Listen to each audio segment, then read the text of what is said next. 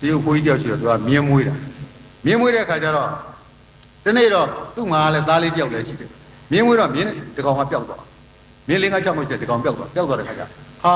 အဖိုးကြီးမှမြင်းပျောက်လို့ကန်ဆိုးလိုက်တာသူခင်ဗျသနာပါတယ်ကန်ဆိုးတယ်ဆိုဖိုးကြီးခင်ဗျကန်ဆိုးတယ်ဗျာစိတ်မကောင်းဟဲ့ဟုတ်ဘာဖြစ်လို့ခင်ဗျကန်ဆိုးတယ်ခင်ဗျမြင်းဒီကောင်ပျောက်သွားတယ်ဆိုမြင်းပျောက်တာဟုတ်ပါတယ်ဘာဖြစ်လို့ဟုတ်လေကန်ဆိုးတာမြင်းပျောက်တာကန်ဆိုးလို့ခင်ဗျဘာကြောက်ပြောနိုင်လို့ဆိုခွားစာကြီးသူဘူးမှမပြောတော့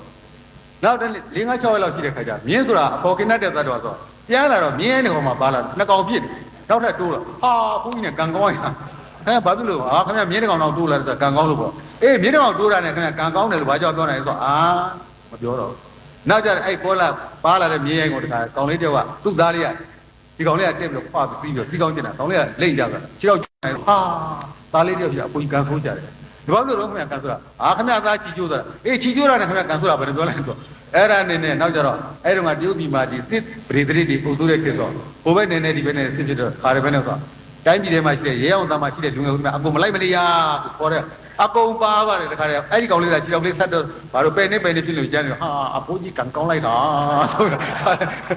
အဲ့တော့ကျွန်တော်ပြောနေတာကန်ကောင်းတဲ့ကန်ဆိုတဲ့ဆိုတာပြောလို့ရတာမဟုတ်ဘူးနားထောင်တော့ပြောရင်ကနေရီးမွဲကနေတော့ပြောသွားတယ်အဲ့ကျွန်တော်အဲ့ထောင်ထဲရောက်သွားလို့ကျွန်တော်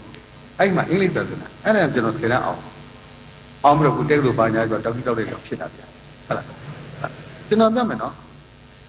အဲ့ဒီထောင်ကြတဲ့ဥစ္စာတာမန်အဖြစ်တွေ့ကြဘယ်တွေတွေ့ကြည့်လို့ရှိရင်ဇာတာနေလို့ပြောမှာဒါမှဘလောက်ပဲဇာတာနေနေအဲ့ဒီအခွင့်အရေးကိုဖန်ဆုပ်တိုက်လို့ရှိရင်ခမရအတွက်အကျိုးရှိဖို့အမြဲတမ်းအသင့်သာစောင့်မှာလောကကြီးမှာအသင့်သာဖြစ်နေပြီအဲ့ဒါအဲ့ဒီလူဟာဘဝကြီးပွားတာပဲသွားပြီဆိုနေသွားရအဲ့ဒါပြီးတော့ငါတော့ကန်ဆူတာပဲလို့အောင်အဲ့ဒီကောင်လေထိုးသွားပြီလားအောက်ပြီတော့အဲ့ဒီဥစ္စာရင်ကိုဆန်ရတယ်လောကကြီးမှာကျိုးလို့ထွက်ပြင်တစ်သက်လုံးပြေးတော့တစ်သက်လုံးပြေးပြီးတော့အဲ့ဒါဘယ်တော့မှမရတော့အောင်မြင်မှုဘယ်တော့မှမရထွက်ပြေးတဲ့ကောင်ဘယ်တော့မှနိုင်ရုံမရှိရင်ဆိုင်တဲ့ကောင်ပဲနိုင်တာနော်အဲကြောင့်ကျွန်တော်လူငယ်တွေအဲ့လိုအခွင့်အရေးမျိုးတွေပဲဂျုံတဲ့အခါအဲ့လိုဒုက္ခရောက်တဲ့အခါသိမိရဖို့ကျွန်တော်သိပြောတယ်ဒီမယ်နော်လို့မင်းတို့လောကကြီးမှာတတ္တိမရှိတဲ့ကောင်ဘယ်တော့မှမအောင်မြင်ဘူးလို့လောကကြီးဒီလိုကတတ္တိရှိတဲ့ကောင်တွေဖန်တီးထားတဲ့လောကကြီးရတယ်ဟုတ်လားတတ္တိမရှိတဲ့ကောင်ရုပ်ရှင်ဘိုက်စကုံထဲတောင်ဩဘာမတီးဘူးဩဘာမပေးဘူးရုပ်ရှင်ထဲမှာတော့လက်ခုပ်တီးတာမသိဘူးလားတတ္တိကောင်းပြီးတော့တကယ်ရင်ဆိုင်တဲ့ကောင်ကိုလက်ခုပ်တီးတာအဲ့ဒါဒီလောကကြီးမှာအဲ့မာလာပြောလာဒါပဲမာတဲ့ကောင်ရှိတယ်ကဲပြောတဲ့ကောင်နောက်ဆုံးဘာမှမတတ်နိုင်ဒီသစ္စာပေါ်မှာတန်ညောတစ်ချောင်းကိုဓာကြီးဆိုကြိုက်ပလိုက်တဲ့ဥစ္စာ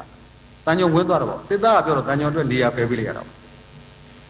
အဲ့ဒီတန်ညောကိုပဲကြောက်တုံးပေါ်သွားရေးပဲဓာကြီးဆိုပွေထွက်သွားတာပေါ့ကြောက်တုံးက sorry သူကပိုးမာအဲ့